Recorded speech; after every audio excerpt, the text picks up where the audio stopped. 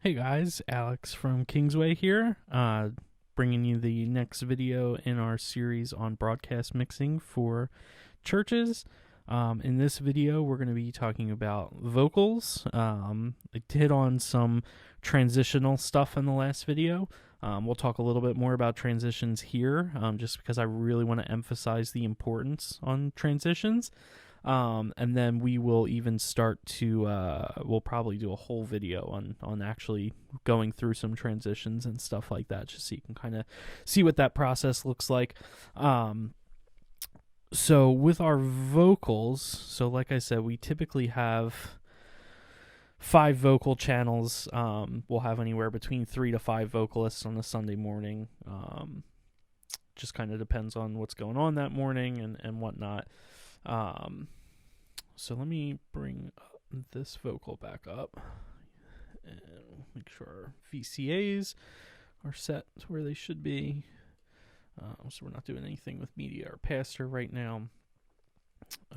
And I will go ahead and just solo just the vocals for right now. Your name is victory. All praise will rise to Christ. Oh, by your spirit, let's sing it out. By your spirit I will rise from the ashes of defeat, the resurrected King. All right, so you get a feel for how our vocals sound on their own. I'll put them back in the mix real quick too, just so you can hear that.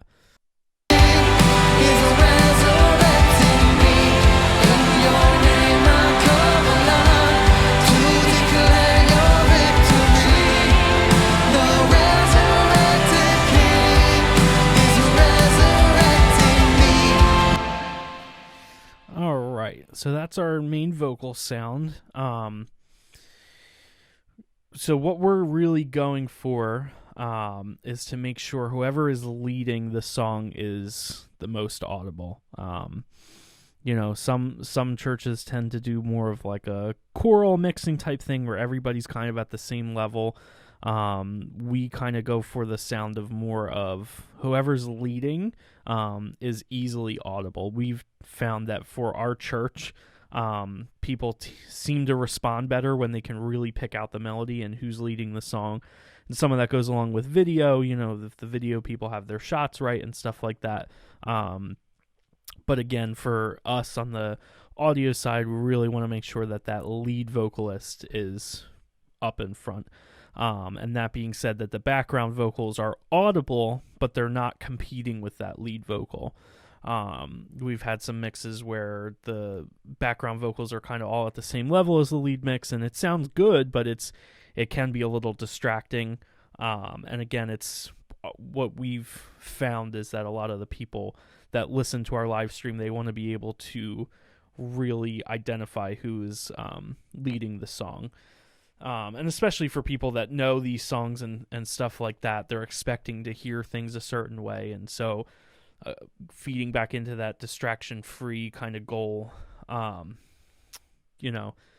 that for somebody like myself that knows the songs, it might be distracting for me if I'm starting to hear somebody else singing when I know that that's not the lead part and stuff like that. Not that that's, not that everybody's going to know that, but again, just trying to mitigate some of that, potential for distractions and stuff like that. So let me walk you through some of the processing that we're doing.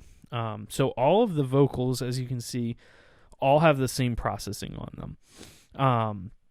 Now I will tweak just based on, certain vocalists and stuff like that, but they're pretty much all kind of set the same. We're all using the same microphones. So we use Sennheiser bodies on our microphones. We have wireless mics. We are using the SE Electronics, the V7 capsules. We really like the way that those sound for our vocalists. We were using the Sennheiser 935 capsules that came with the mics, and they sounded great too, but the V7s just kind of took out some of the moneyness and some of the sibilance. again, our room can sometimes be a problem with sibilants and stuff like that. So we found that those capsules just kind of tamed some of that. And not that the 935s were bad, but these just really kind of reined that in. So we are starting off with a de-esser. We found that with our mics in the room, somewhere around 6K is where a lot of the sibilance starts to happen. So we're just kind of taking out some of that. We are using Waves Tune to tune, it's not going to make a perfect vocal sound or an imperfect vocal sound good, but it is going to take a good singer and just kind of, tame some of it. It's a live performance. It's not going to be perfect, and that really kind of becomes more evident in a live stream mix. Being in the room, you don't hear a lot of that as much. The room kind of hides some of those, imperfections in pitch and stuff like that. But on a live stream, it's more audible. But let me see here. So we're kind of setting this up. So these do run based on the key of the song. So typically, you can't see it here, but since we're running a MacBook, right now we have a monitor set up with the MacBook over here. So the monitor will have all the faders. This is what you're seeing over here. And then typically what we'll do is we'll just set up on the MacBook screen all of these. Oops. Not that. If you go ahead and do that little pin there, that keeps it up on the screen. So there isn't like a great way to make these all change the key at the same time in Studio One, which is kind of annoying, and they should do something about that. But so what we usually do is just keep them all open on the other screen. Now I'm just showing you on this screen because that's all you can see, but that way, as they're transitioning songs, again, this comes into some of the transitions and stuff, knowing the songs, and of course having Planning Center, the keys will show right there what key that they're doing each song in. And that's just as simple as keeping them open, and as soon as they're getting into a new song, what I tend to do is I identify who's leading, and I change theirs first, just in case, they're going to start. And so let's say the next, we're doing a song in C, the next song is in the key of G, and let's say that vocal 2 is leading that. So at that point, I'm going to take vocal 2 over here and just switch them to the key of G. And then I'll go ahead and do all of my other vocalists.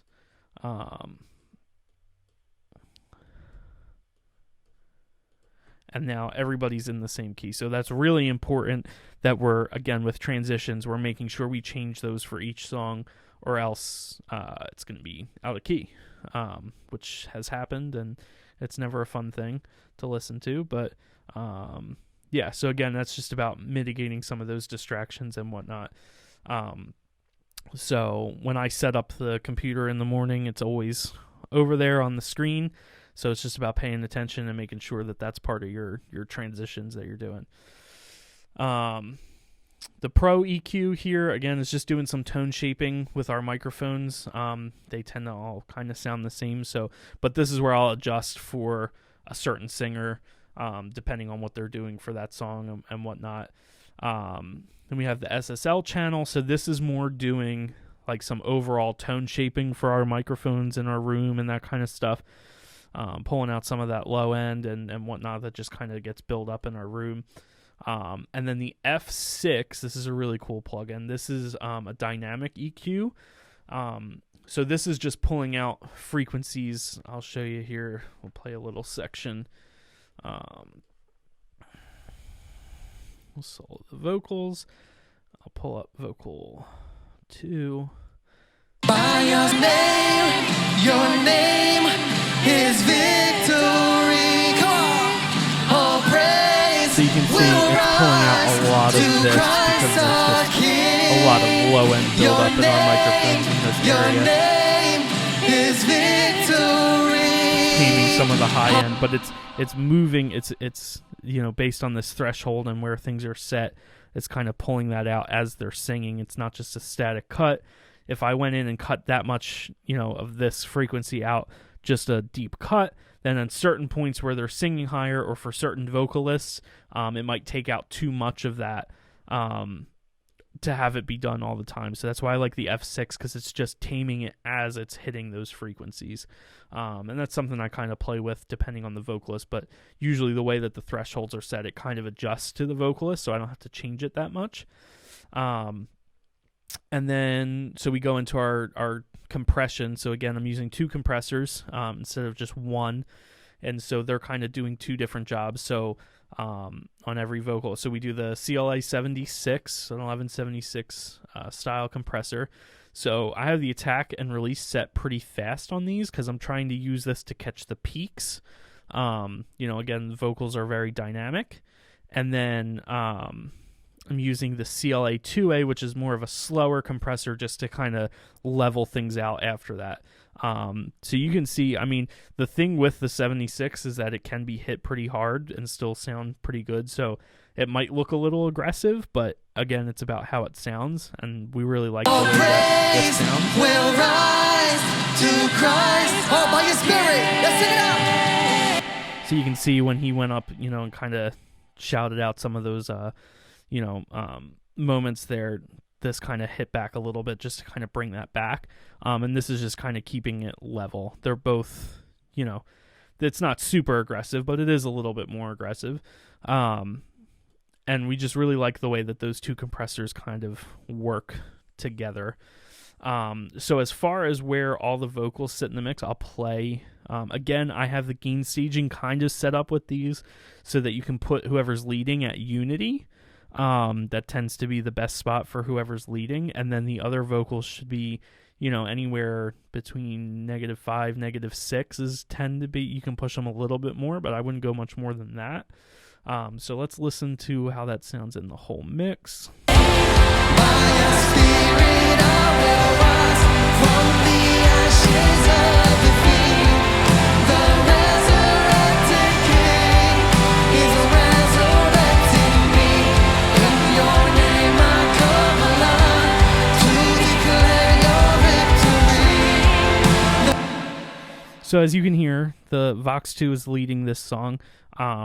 That's, very clear, right at unity. That's a good spot. They're not super hot in the mix, but they're right there where you can still pick up every word, and they're very present and everything like that.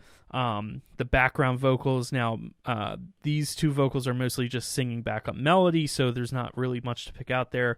Vocal 4 is kind of singing that higher harmony, so you can still... The resurrected King when I put everything back in, is resurrecting me. I can still hear that high harmony, but it's not so loud that it's distracting. It's right where it should be. It feels right when I listen to it. So again, when we're transitioning, between songs and whatnot. So let's go. I'm gonna go back to the first song here. I believe it's down here. The first song is led by vocal 1 and is in the key of G. No, I'm sorry. It's in C. So they're both in C. So All is for your glory. Come on, people of God, let's give a shout of praise. So at this point, I'm determining who's leading the next song. Vocal 2 is leading the next song. So at this point, I'm getting them ready by bringing them up to unity and then bringing vocal 1 down. Oh, be magnified, Jesus. Oh, be glorified, Lord. And again, that helps too because, usually whoever's leading that song is going to start talking or maybe say something. So if I'm ready for them, they're already at the level that they should be. It's not like guessing, oh, this person's coming up next and they might start talking. Now, sometimes, our main worship leader, she's on vocal 1, she might talk afterwards. So you kind of always have to play and be prepared for that. But some of that's, you can't always be ready for all of that. But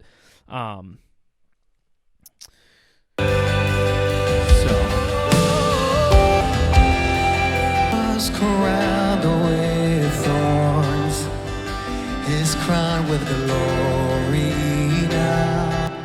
So at that point, now that lead vocalist is at the level that they should be. If I had left it where it was, that main vocalist or vocal one's not even singing at that point, really.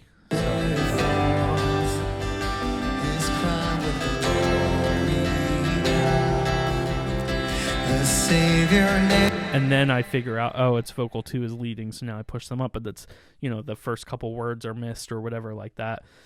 So it's just about being prepared, and again, with the transitions. I'm going to take you guys to the last song that we did. Let me find it. Because we've been doing a lot of songs that but have 2 different people leading throughout the song. So again, that's all about knowing the songs.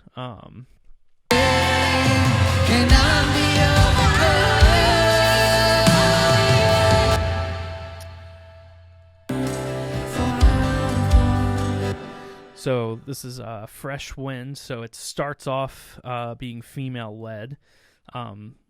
So again, that's vocal 1, and again, it says that in Planning Center. So I know at this point. Holy Ghost, breathe on us, we pray. As we repent, turn from sin, revival in the smoldering breath of God. Now, when it gets to the second verse, the male vocal takes over. So at this point, I'm going to start bringing him up, getting him ready, and then bringing her back down. For hearts and burn with holy fear, purified faith and deep, refined as fire, strengthen what remains. So we, the church, will bear your light, lamp of flame, city bright, King and kingdom, come is what we pray. We need a fresh wind, the fragrance of heaven, pour your So again, I can still hear those background vocals, but they're down here. spirit out. Now, I'm going to be riding this vocal a little bit more, because again, since they're both leading, she might take some liberties and go into some spontaneous stuff or whatnot. And then in this part, they're both kind of taking the lead, so I'm going to bring her. Pour your spirit out, pour your spirit out, pour your spirit out, pour your spirit out, pour your spirit out, pour your spirit out, sing pour your spirit out, pour your spirit out, pour your spirit out, pour your spirit out. Coming out of this section into the bridge, it's going to be mainly just the female vocal leading here. Come on, let's sing this together. Sing little wording, prophesy and sing. We can hear the wind blowing. So you can see how those transitions kind of work. Again, that I purposely went to the song because that's a little bit, more than what you would usually get on a Sunday. But we've been doing a lot more songs like that, so it's important to really listen to the songs and know them and know when those parts are going to be doing. And I'm going to try and, for our text, I'm going to try and get a little bit better about communicating some of that. Maybe even kind of making a little punch list beforehand, just so you guys are aware of that stuff that's going on. As far as effects, I mean, you can hear in that spot, there's a pretty decent amount of reverb and delay going on.